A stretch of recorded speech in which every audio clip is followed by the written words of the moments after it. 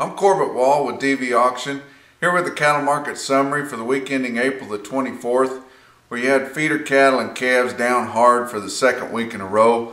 Really has everything to do with the change of the season here and the improving weather conditions.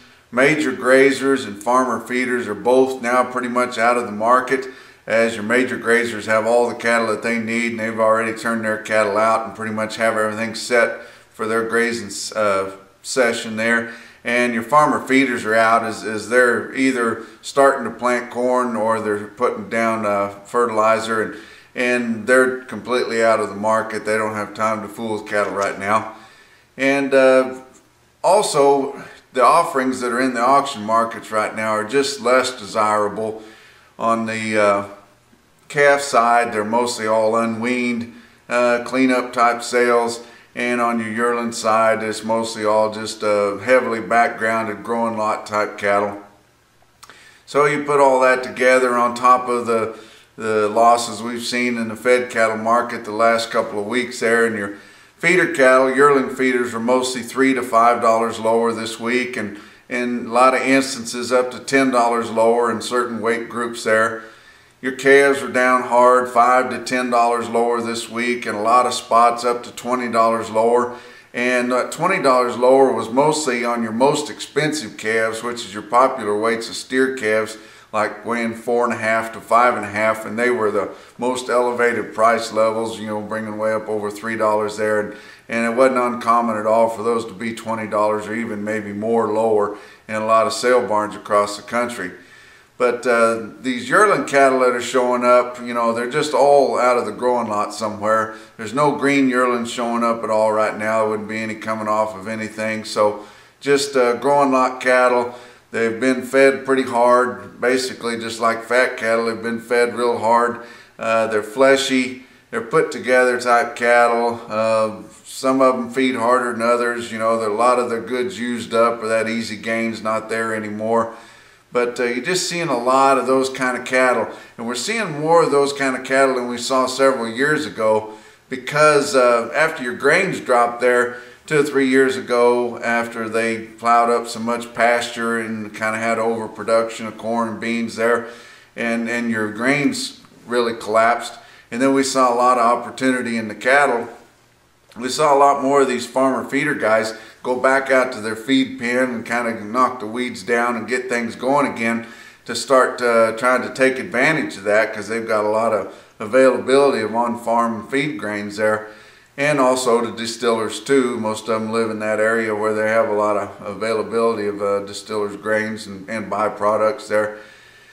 But when those guys decided to come back in the market and feed some cattle, they also looked at what our fed cattle trade's like anymore, and there's no negotiated trade hardly at all, or it's very, very thin. They didn't have the contacts anymore to try to finish cattle out like they did years ago and feed cattle out. And so a lot of them just went to buying calves, growing them in a growing lot there. And like I say, they're pouring the chili to them. They're really on full feed, but they're just taking them to weights that are heavy feeder weights, weighing, you know, 850, 950, up even over 1,000 to 1,100 pounds. And that's just short of what they used to take their fat cattle to. So they kind of knew what they was doing there, but they're stopping short of finishing those cattle out, and they're selling those cattle on a competitive market that's still a feeder market. And there's a lot of guys that are buying those cattle and then going and taking those and finishing them on out. I think that's got a lot to do with our grading that's so good now on the quality side. Is we're running 3/4 or 75% choice or better, and that's a lot better than we've done over the last many years. And I think it's because those cattle, a lot of those cattle have been heavily backgrounded, heavily fed, and then went ahead and went on and finished, on top of taking them to those big weights that the feedlots are taking those cattle to, because it's just easier to keep feeding the cattle they got rather than try to replace them. Now your calves, this week, the ownership of the calves in the sale barns being consigned there, very diluted. A lot of small groups of calves coming again this week. Just kind of cleaning up the fall-born calves there. And those calves, a lot of them that are hitting are really fleshy. They're unweaned. Most of those big long strings of fancy calves that are long time weaned and really what the guys want, they've already been sold. They knew to go ahead and get them cattle sold early because they knew there wasn't going to be a lot of demand for them this late in the year. So now we're starting to see some of your smaller producers, cow-calf guys, bringing in those calves. And we're also starting to see a lot of those peewee calves that were born right there December, first of the year there on those peewee calves.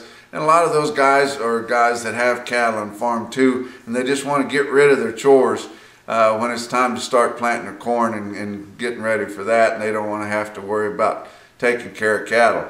So not a whole lot of desirable type cattle at all for sale this week. The only buyer of lightweights is your smaller backgrounders that's got, you know, their own little pastures out there. They're the only ones left. The guys that rent the big pastures out in the Osage and the Flint Hills and the foothills of the Rockies and places like that, they've already bought those cattle, gotten them straightened up, and for the most part have turned them out, or going to be turning them out really soon. And they can't really afford the luxury of picking up a few calves here and a few calves there and adding them to their pastures like these smaller backgrounders. So they're the only ones that are really left, and they can pick around and put a few cattle out. You're not going to load up a gooseneck or a bumper pull trailer and drive out to the Flint Hills and tell the guy you're renting a pasture out you're going to dump a few more out. That just doesn't happen. But your fat cattle trade this week, we saw some midweek trade. That's uncharacteristic. We haven't seen that for quite a while. It's usually late Friday before we see anything. Saw some midweek trade on Wednesday and Thursday. It kind of sparked the board, so we really had a rally in the board late this week and up the limit really on Thursday there. And that really made everybody feel a little bit better that we had some midweek trade there. Showed that the packers are wanting to come out and buy some cattle. They're needing to step up these harvest rates a little bit. They've been running so low on there. They just don't have a lot of cattle hanging in the cooler, and they need to start getting that ready because whether these retail outlets and these dress beef buyers want to or not, they're going to have to start buying some beef because Memorial Day is coming. Our early summer holidays and events are coming, and there's going to be some grilling demand there. There's people that's got money. They're going to grill steaks. We're going to eat a lot of hamburger, and it's just going to happen. But you know, the feedlots, they really needed to build that market when they was on those tight market-ready supplies.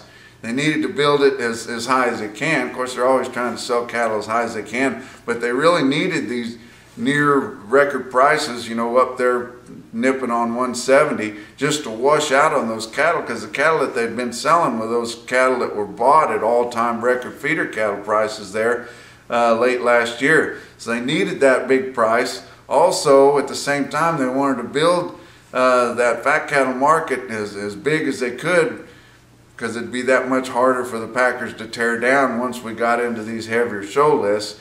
And we're starting to get into the heavier show lists now. And so that build up is over now. We're in a downward spiral. We don't have a lot of solid footing going down. But it was kind of encouraging this week that the trade only lost $1 to $2 on a midweek trade from 158 to 160. And the feedlots know that they don't have any leverage anymore, and they know that the market's going to be steady to softer. And they know they need to keep current on their sales, so they're more willing to sell cattle. And in turn, the packers are kind of coming out midweek there and wanting to see what they can get bought, so they know where they're at on trying to ramp up these kills a little bit. But it's been a long time since we've been in a genuine down market.